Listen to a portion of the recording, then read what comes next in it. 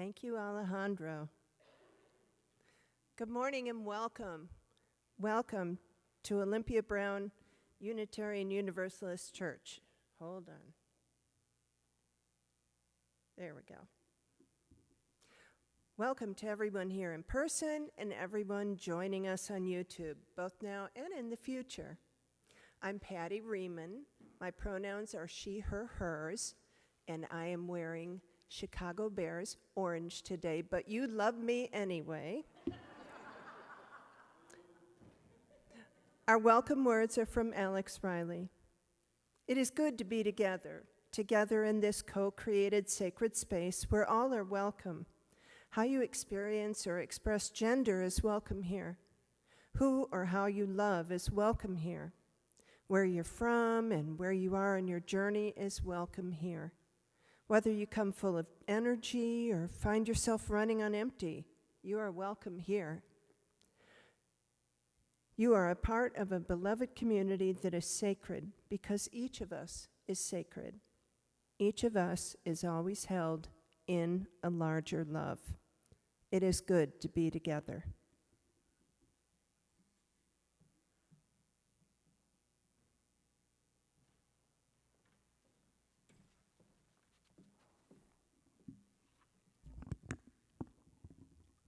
Good morning. In case you've forgotten, I am Reverend Darren Utley, pronouns he, him.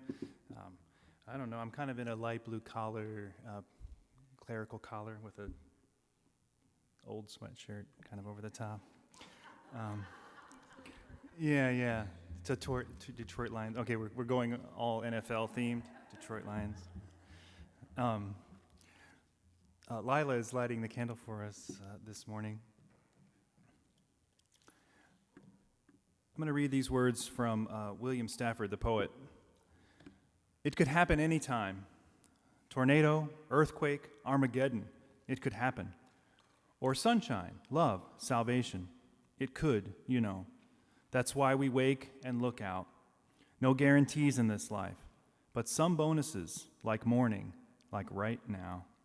May this light we now kindle awaken us to the blessedness of this day, this morning, this moment of now we share together. The first hymn is number 38, Morning Has Broken.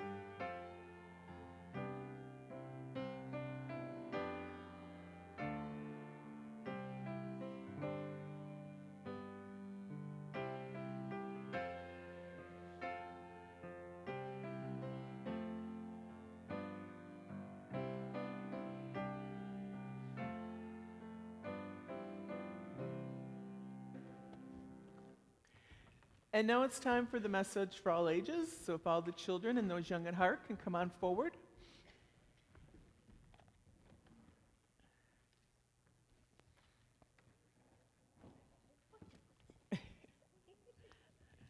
Anyone else want to come forward?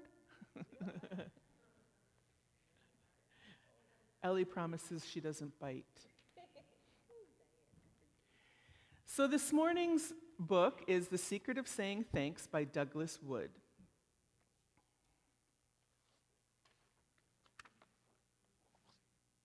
The world is full of secrets, gentle, shy things that some people know and some don't. The best secrets are the ones that make us happy. And the best thing about a secret is sharing it with someone else who wants to know. Perhaps you'd like to know a secret. One of the happiest ones of all. You'll surely find it out for yourself one day. You'll discover it all on your own, maybe when you least expect it. You might discover the secret at dawn. A morning like all other mornings, the sun climbs over the edge of the earth and begins to fill the world with light and warmth. It touches your cheek with a golden ray, and you say softly, simply, thanks. Thank you, sun, for the gift of a new day, for all its choices and challenges, for all the beauty that it brings. Or perhaps you notice a flower, almost like it's the very first time, and thank it and all its bright brothers and sisters for the grace of their blossoms, and the sweetness of their breath, and for the coloring your path and reminding you how easy it can be to smile.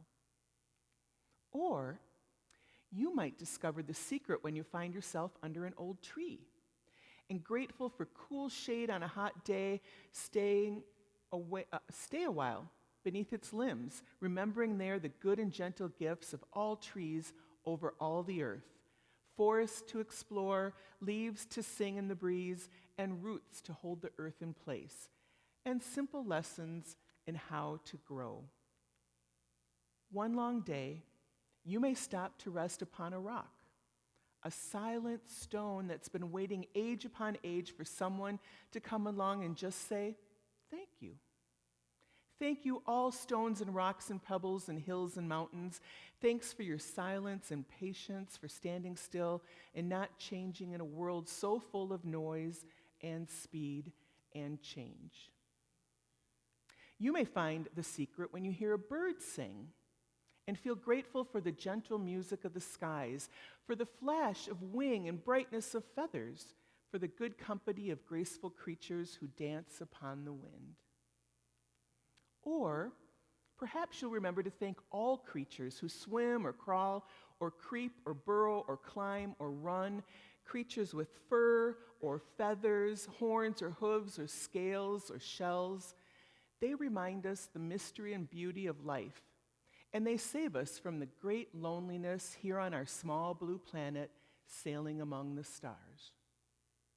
And those stars themselves, tiny twinkling beams from far, far away, farther than you can even dream. They give just enough light for dreaming or wishing upon. Don't forget to thank them. And the soft, shining moon, the night sun that helps us to find our way in the dark. Beneath the moon, the earth's waters are spread with silver lakes and rivers, ponds and puddles, and streams and oceans. It's the waters that make the magic of life possible. Perhaps one day, taking a cool drink or paddling a canoe or swimming or splashing in the sun, you'll remember to say thanks. Thank you, water, for sweet drinks, for cool swims and reflecting sunlights, and for the gift of life itself. Maybe you'll first find the secret in your own home, sitting around a table with people you love, giving thanks for good food and the good earth that gave it, for the many hands that prepared it, and for the family to share it. Perhaps one day you'll feel the secret when someone is holding your hand, or kissing away tears, or hugging you close, or reading you a story, or rocking you into bed at night, or reminding you to say your prayers. Or it might be in your bedtime prayer itself, as you say thanks for sun and moon and stars and rocks and trees and flowers and waters and birds and animals and all those who love you and the love you feel for them. For here is the secret, if you've not already guessed it. The heart that gives thanks is a happy one. We cannot feel thankful and unhappy at the same time. The more we say thanks, the more we find to be thankful for. And the more we find to be thankful for, the happier we become.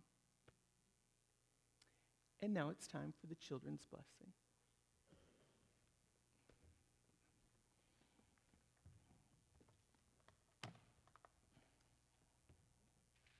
We are blessed.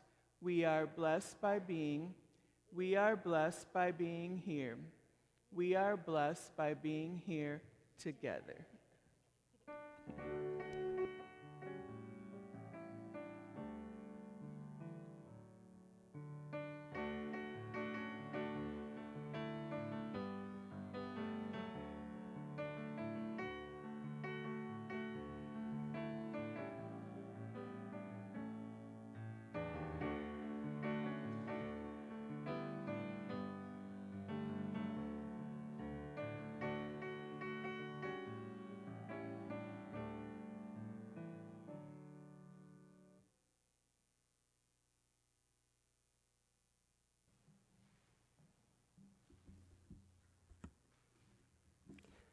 There are many ways we give to the life of our church, and the monetary offering is just one of these ways. Each month, we partner with a local organization and share the money we collect. Our partner for November is the Sienna Retreat Center. The Sienna Retreat Center has nurtured spiritual renewal in southeast Wisconsin since 1966. Founded by the Racine Dominicans, our programs reflect their commitment to justice and holistic spirituality. Serving adults from diverse backgrounds, they welcome participants of any or no spiritual faith background, offering opportunities for reflection, learning, and connection. Funds from the OBUUC Offertory Outreach will expand their scholarship program, ensuring retreats are accessible to those facing financial barriers. Donations support programs on belonging and community, justice and integrity, meaning and purpose, sensing the sacred, and wonder and wellness, helping participants grow and contribute to a just and compassionate world.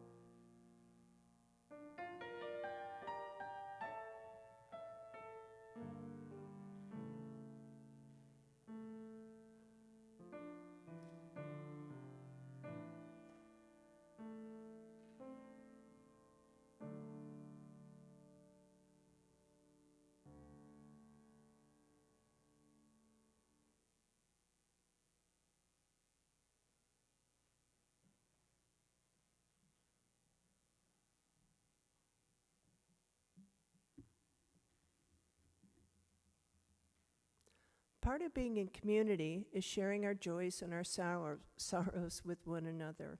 We draw strength from celebrating the joys in each other's lives and lending support, comfort, and care when we experience one of life's many sorrows. We offer you two different ways to express the joys and sorrows that may be on your heart this morning, spoken and unspoken. If you would like to share a spoken joy or sorrow, I'll ask you to come forward to the microphone first, or you may raise your hand and a microphone will be brought to you. Once the spoken joys and sorrows are finished, you may come forward and light a candle to represent the unspoken joy or sorrow that is on your heart. Please remember that our service is being streamed online, so please be sure that any spoken joy or sorrow you share is one you're comfortable sharing with a wider community than just inside these walls with us this morning. Those that would like to share spoken joys or sorrows may come forward at this time.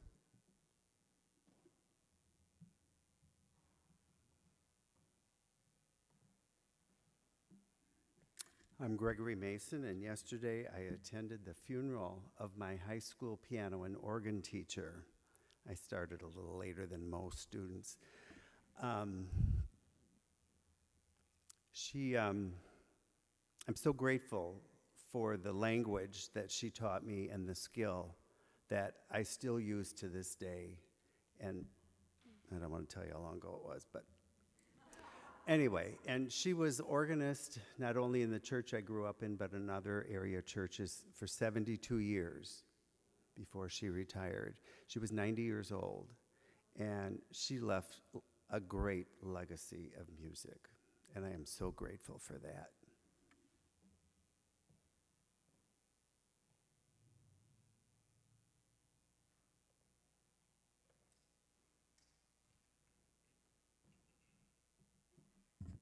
My name is Diane Lang, and I just had a joyful 3 days with my granddaughters, 3 of them. One of them singing her heart out in the musical Annie. One of them, a little 2-year-old, where we stood in her yard, and I listened to her chuckling from being swung by being pushed by Grandma Dee, and then watching a falcon in the tree for like 10 minutes, just standing there in her yard. And watching my daughter carefully braid her daughter's hair in the morning before they go to church, and then just sharing bath time and just seeing what delight children can have, pouring warm water, splashing each other. Very nice. My heart is full. Thank you.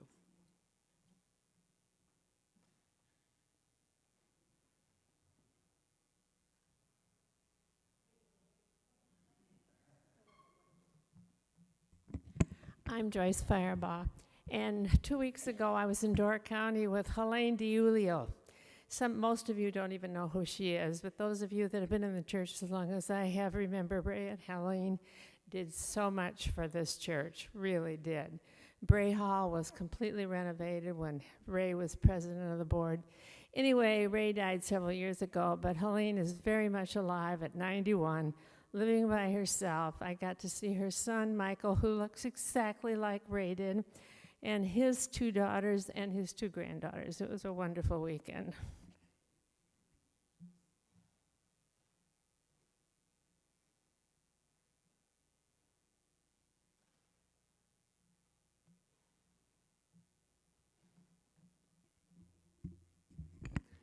I have a concern. Joe's former wife, the mother of my stepchildren and grandchildren, who has always so generously shared with me, a friend, has breast cancer. They caught it early, but she is going to have a double mastectomy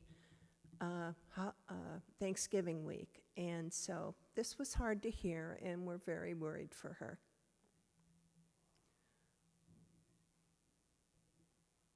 If you would like to come light a candle for an unspoken joy or sorrow, you may come forward at this time.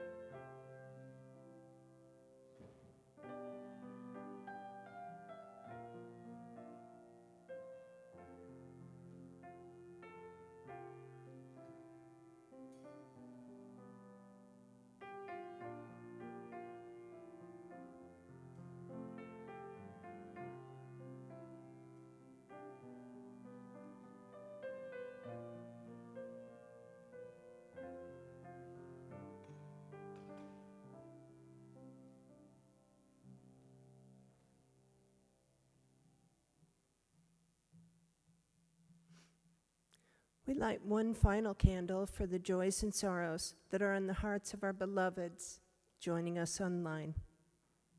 There is a love holding us always. May we rest in that love.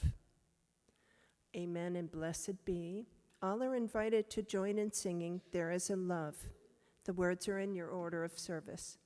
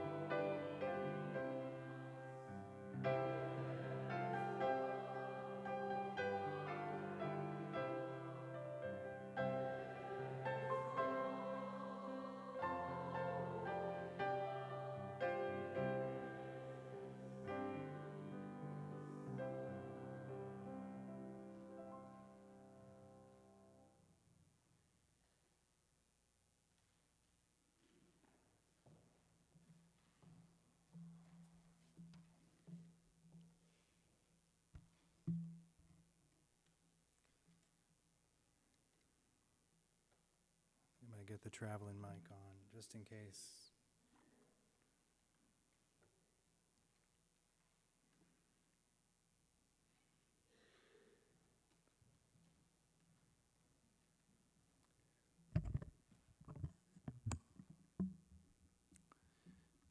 You know, I hear I hear this that song less frequently than you all do. I just once a month.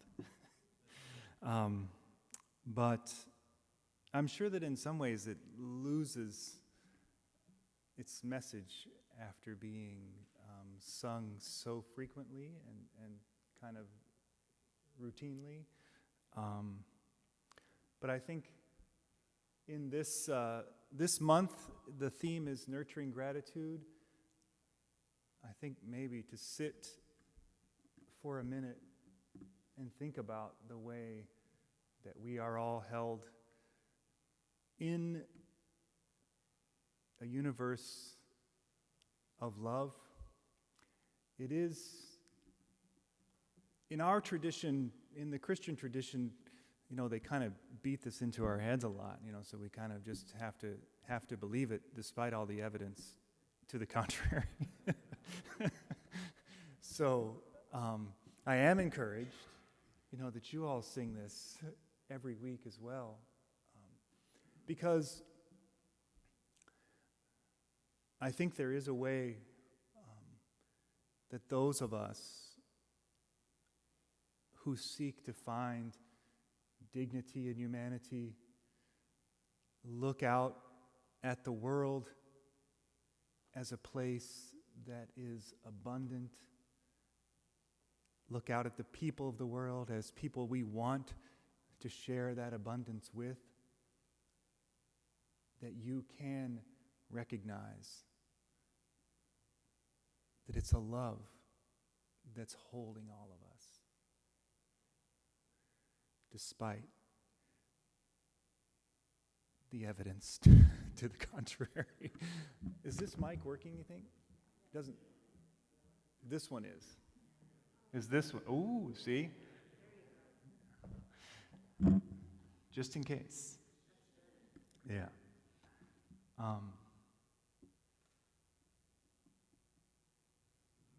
Yeah, so that's, just thought I would offer that reminder. Helpful centering again of a song that you all sing all the time, but is important, I think, for us to remember. And I thanks Diane for helping us to center that in the very real sense of being with grandkids or being with children. I know that for me, it's about driving by the lake as frequently as I can and stopping, looking out at the vastness, and just pausing for a minute.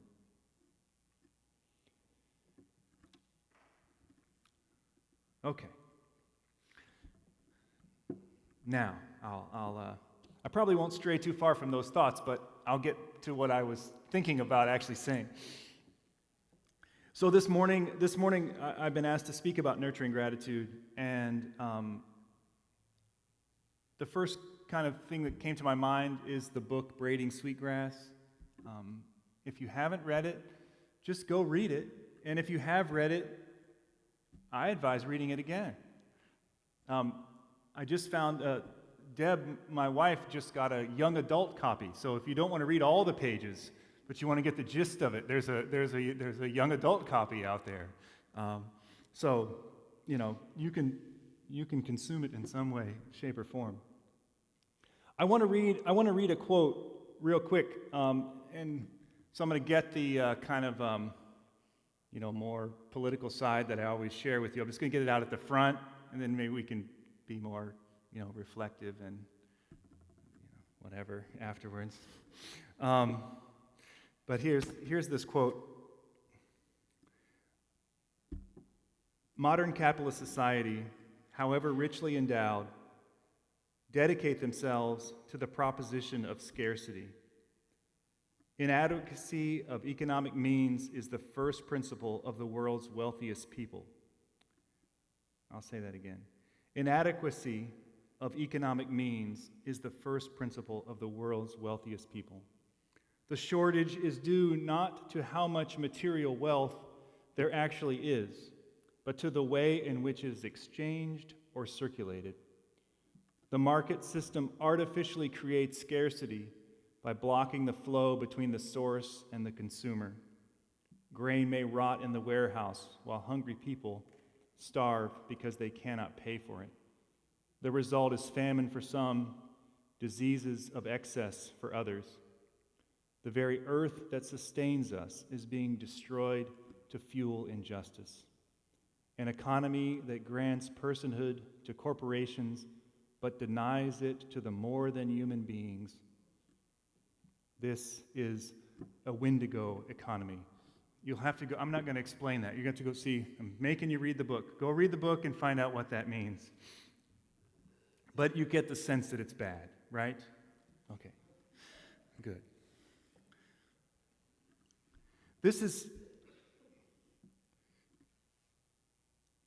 I'm going to apologize because now I just realized I'm about to talk about Karl Marx. So now I didn't go the way I said I was going to go.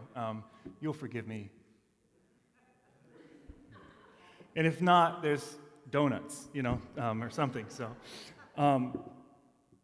there is a way that I think the tragedy of our economic system beyond like these realities of what it's done to our earth and what it's done to impoverished people is that it does blind us to all of the relationships that go into the things that we buy and the way that we live in the world.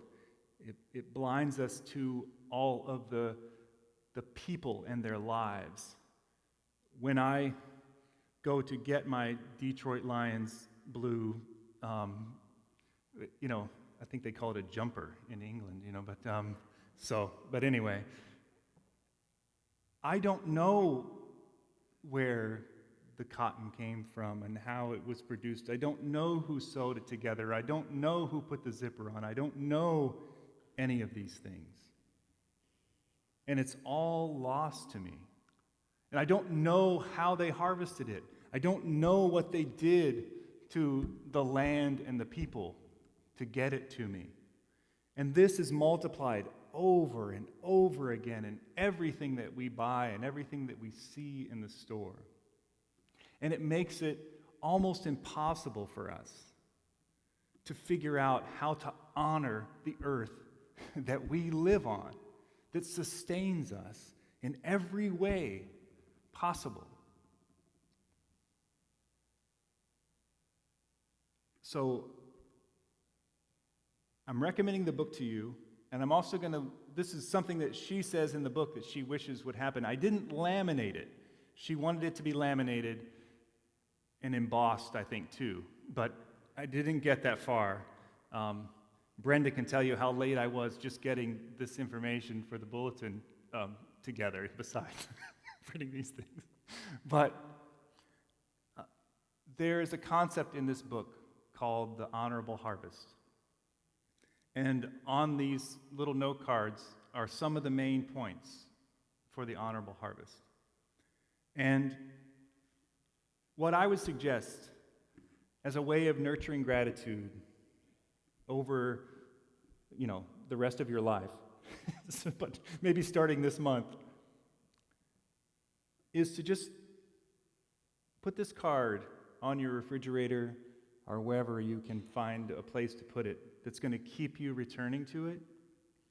Because for me, just trying to look at one of these things and to understand how I might change my life, move my life a little bit, to be thankful for where I am, all that's been given to me, the love that holds me and surrounds me and all of us, has been, once I forgive myself for failing all the time, is a good thing. So I just want to share a couple of them with you. The first one is, know the ways of those who care for you. Understand the needs of the living world so you can take care of it in return.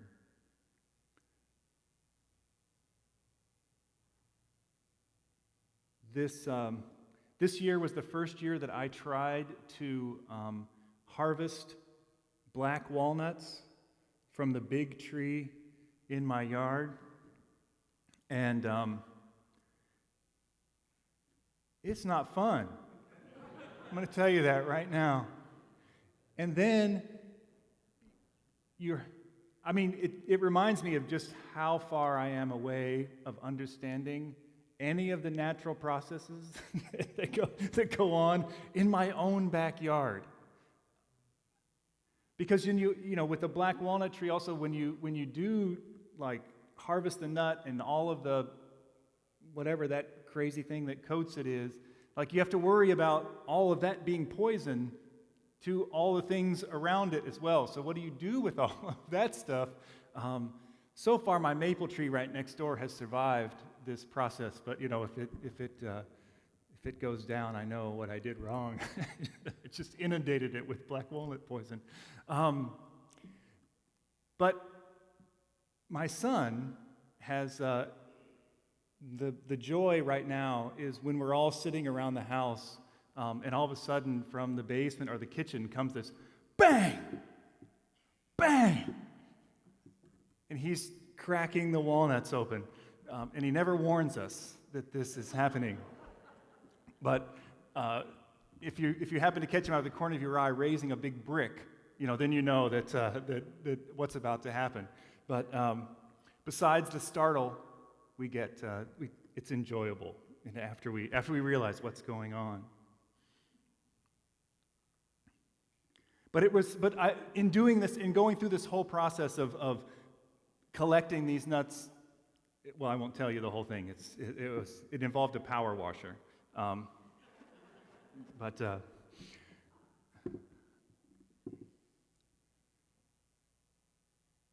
think about, it made me think about just the simple things of protein that I consume. Where do I get just this? How do I even survive with enough protein to get through the day? Some people use these nuts to make it through the winter. And I saw where it came from. I saw it fall down. I almost turned my ankle on many of them in the backyard and couldn't walk again for a while. But I saw it all. But I still don't even know who planted that tree, how it ended up there. And then I think about all the other protein that I take in throughout the time that I have no idea where it comes from, no idea what it went into getting it to my table.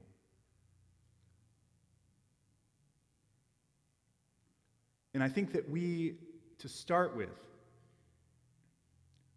we can't probably figure it all out. It's going to take, we would never eat if we took the time to figure out where all the things that we get on our table came from. But I think we can start by just acknowledging that we don't know, and acknowledging that the system that we live in, we know that there's injustice that got it there somehow.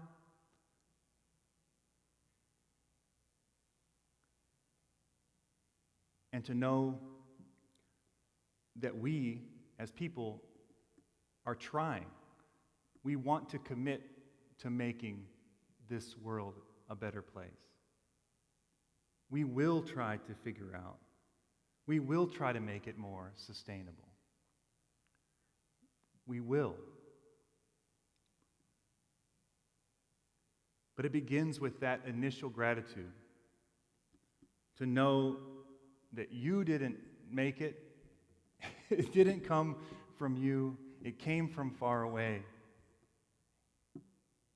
It's a mystery, but it's not a mystery. It comes from that love that holds us all. It's meant for this world, for everyone. And the closer we can get to understanding that, the closer we can get to actually living in this world in the way that we need to.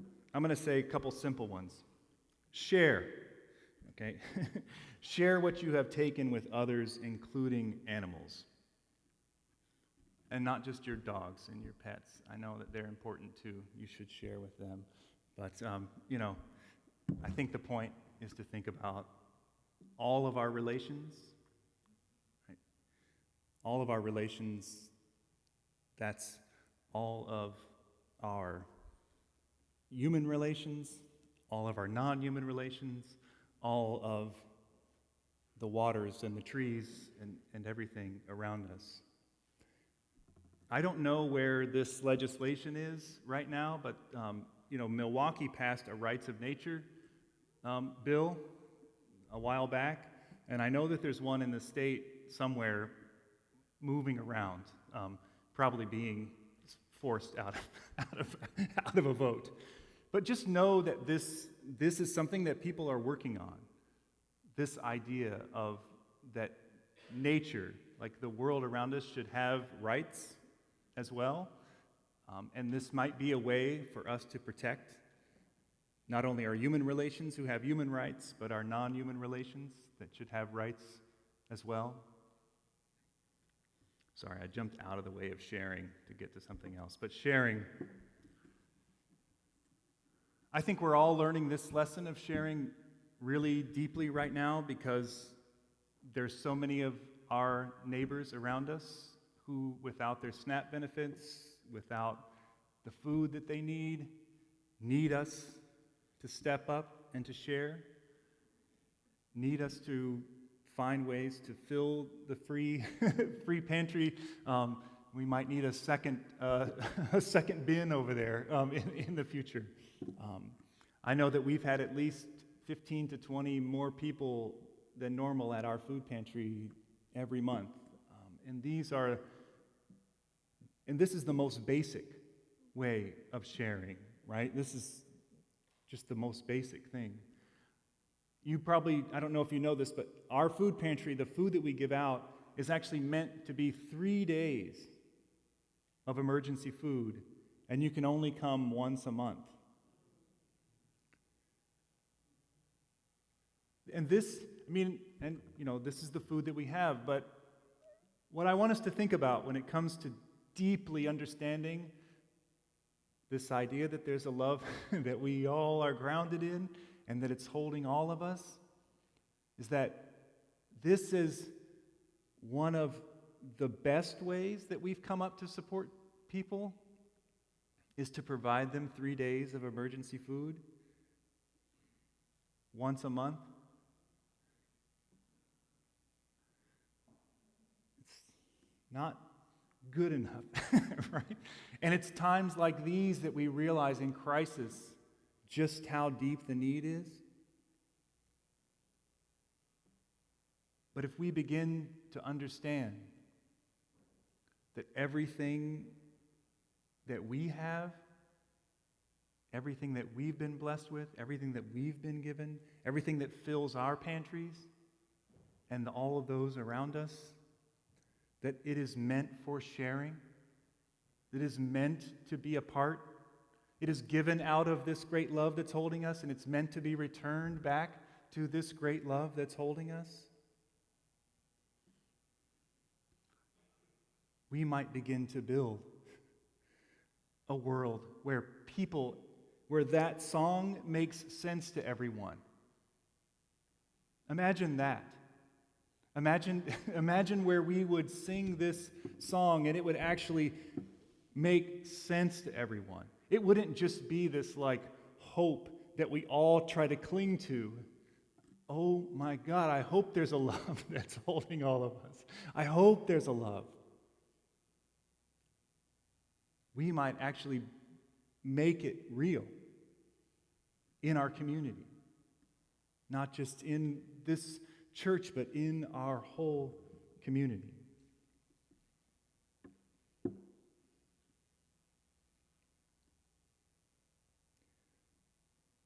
I'm looking at all of them. I don't know what else to say.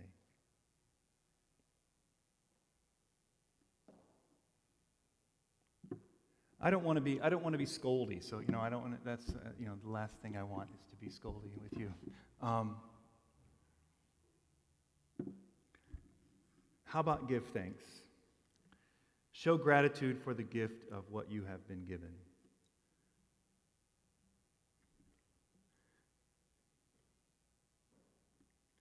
One of the reasons why I wanted to talk to you about this is because I'm just bad at it myself.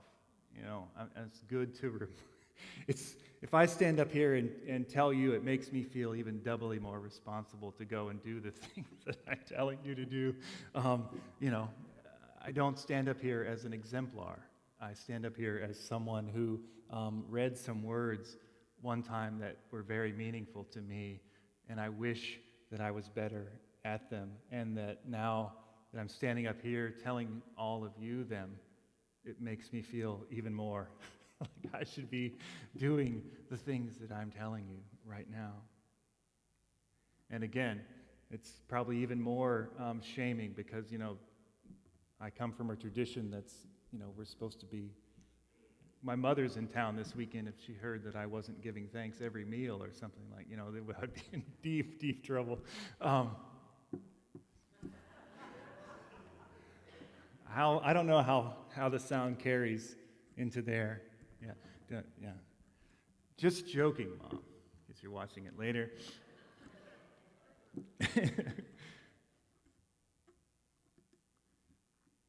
But there is something about us taking time to be grateful in the midst of everything that's going on. The reason why I'm not good at it most of the time because I kind of go from, looking out at the world. I go kind of to anger before I get to gratitude. It's kind of so. And I imagine I'm not alone.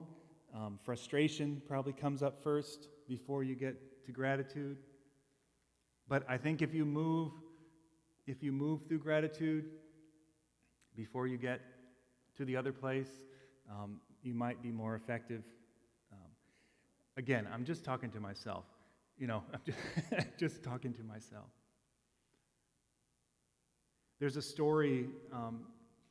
There's a story in Braiding Sweetgrass in this section where she talks about going to speak at a college and talking about all of these kind of ways to honorably harvest and live in a sustainable way. And she talks about how,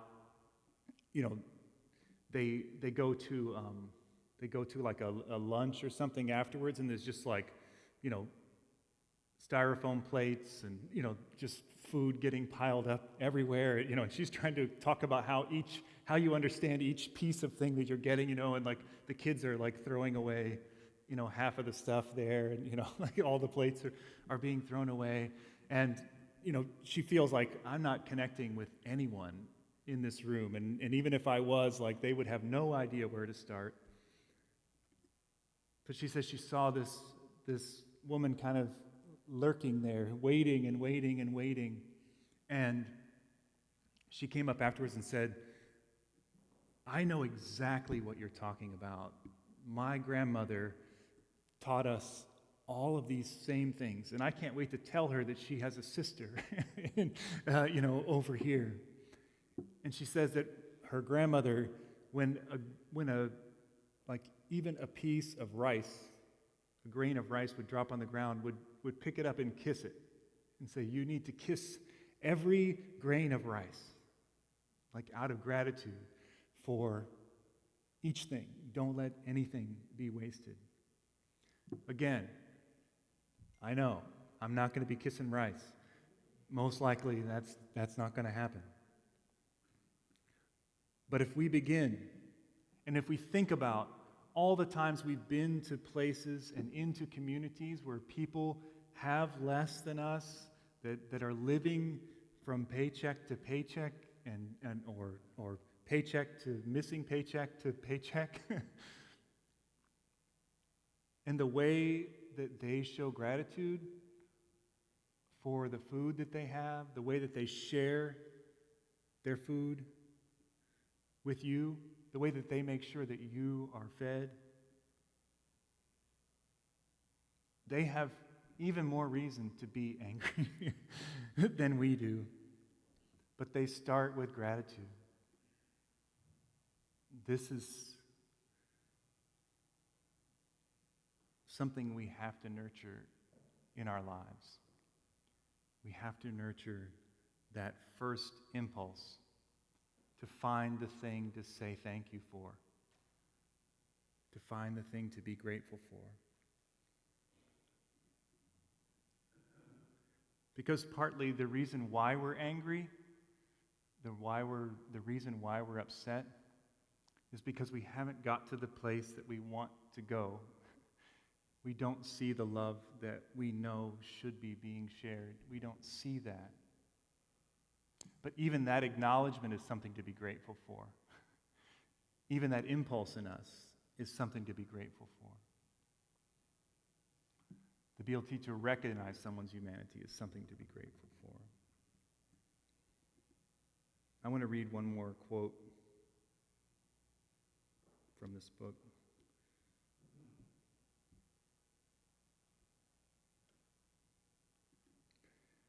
She says, action on behalf of life transforms because the relationship between self and the world is reciprocal. It is not a question of first getting enlightened or saved and then acting. As we work to heal the earth heals us.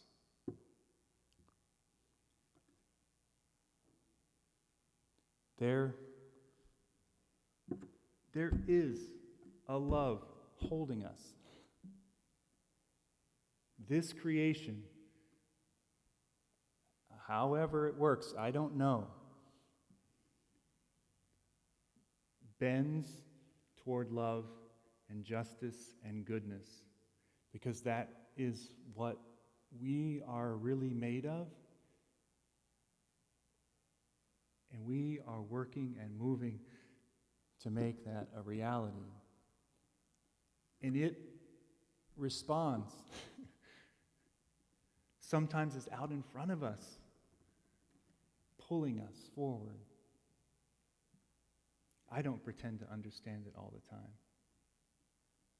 But I know that gratitude and gratefulness opens my heart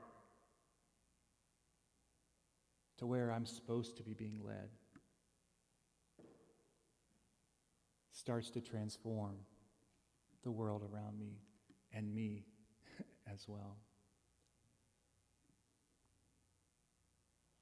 May we rest in that love. Our next hymn is number 16. 'Tis a gift to be simple.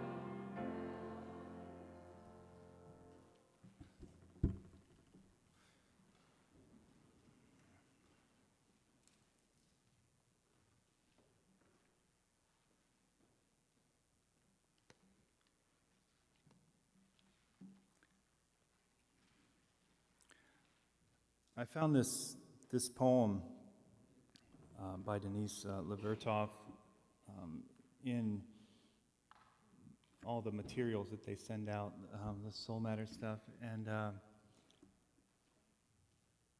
it might be a little complicated just to say it out loud in front of you, but there's a message here that I hope gets across. And to mix metaphors with water and fire, I know is weird too, but we're going to try to make it happen. Don't say there is no water to solace the dryness at our hearts. I have seen the fountain springing out of the rock wall and you drinking there. And I too, before your eyes, found footholds and climbed to drink the cool water. The woman of that place, shading her eyes, frowned as she watched, but not because she grudged the water, only because she was waiting to see we drank our fill and were refreshed. Don't say there is no water. The fountain is there among its scalloped gray and green stones. It is still there and always there with its quiet song and strange power to spring in us, up and out through the rock.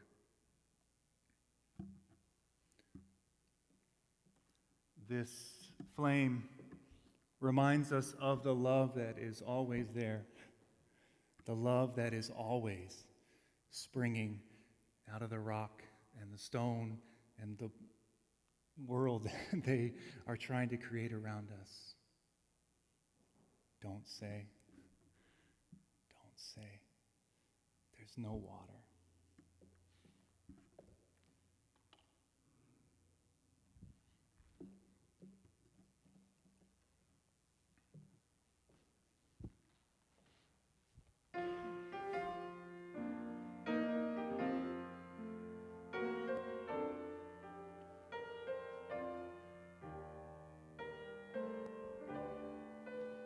That's nice.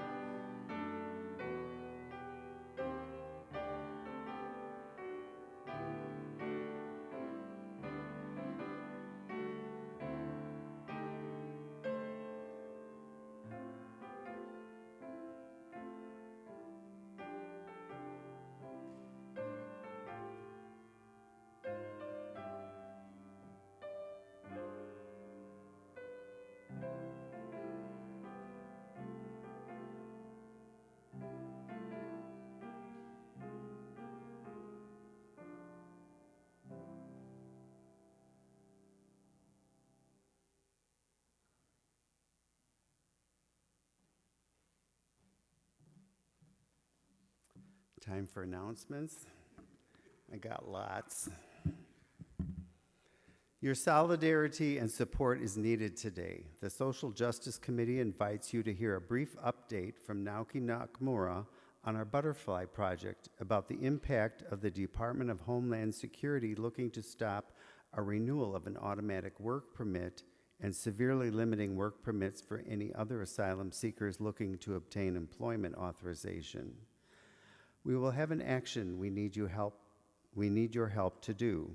This will impact a family this congregation has been in journey with for the past 3 years. Please join us in Erman Hall during coffee hour at our table to hear more and take action. For questions, see Diane Lang. It's time for the annual November birthday luncheon. Anyone whose birthday is in November is invited to buy your own lunch at the Asian Buffet restaurant in Elmwood Plaza at 11 a.m. this coming Wednesday. It is not necessary to make a reservation, just show up.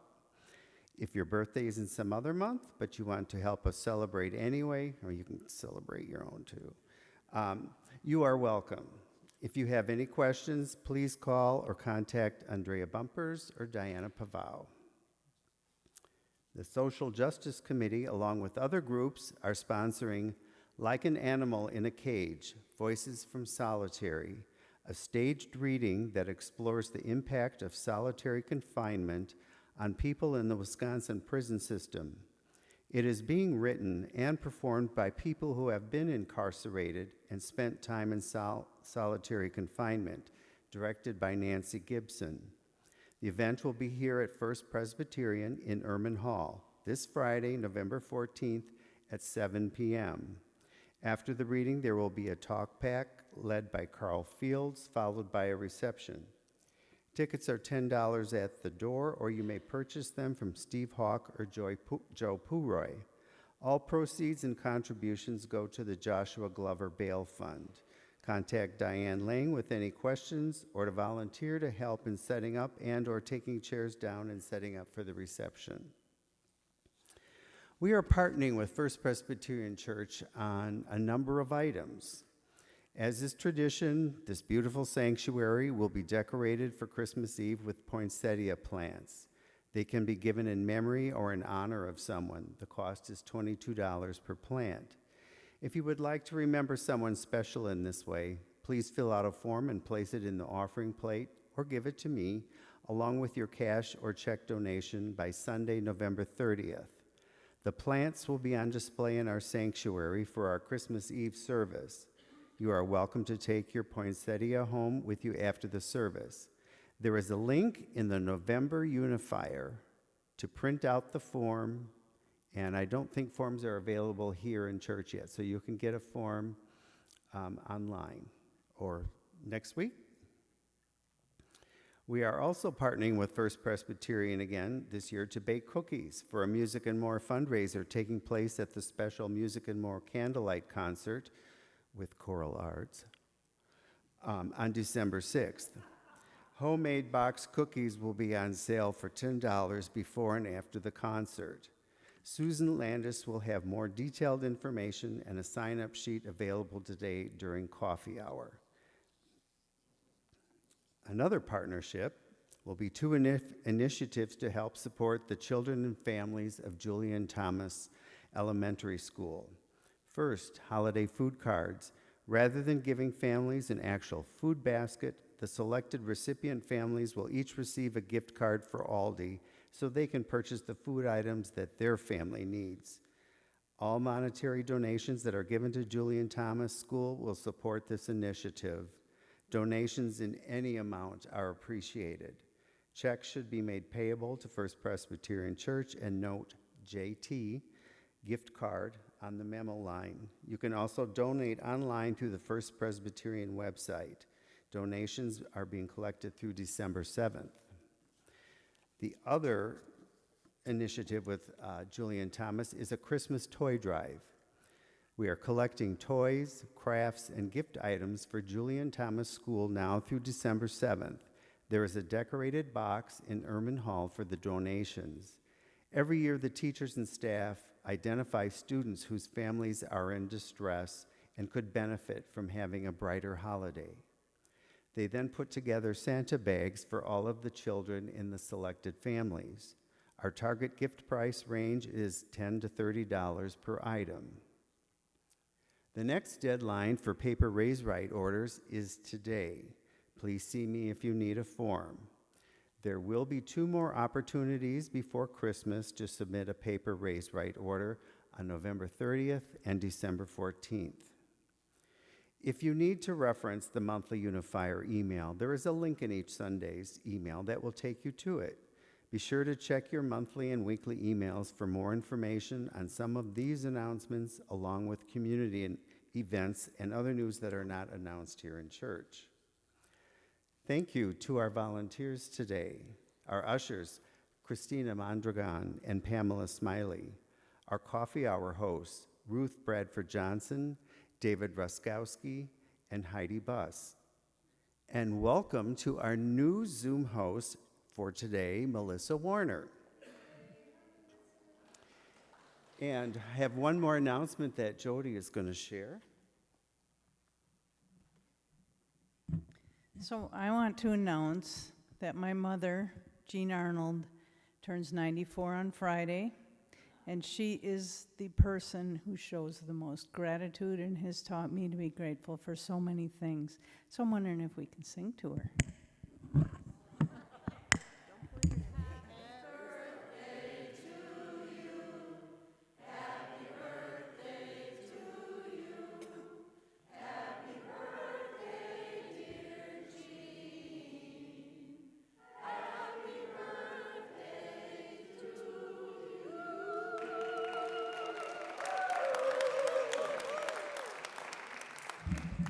That's all for announcements. Please join us for coffee hour in Erman Hall. For those on YouTube, log into Zoom for your coffee hour. The link is in today's email.